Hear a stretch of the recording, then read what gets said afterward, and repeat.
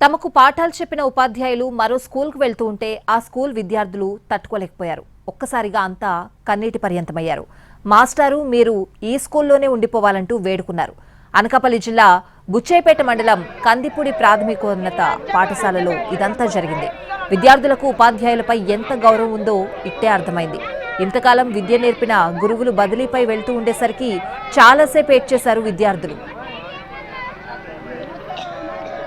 కందిపూడి ప్రాథమికోన్నత పాఠశాలలో రమణ, శ్రీరాములు, ప్రశాంత్, లావణ్య టీచర్లుగా పనిచేశారు.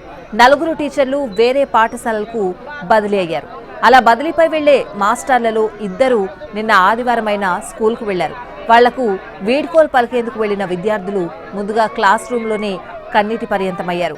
బైక్పై వెళ్లిపోతున్న ఉపాధ్యాయులను అడ్డుకునే యత్నం చేశారు.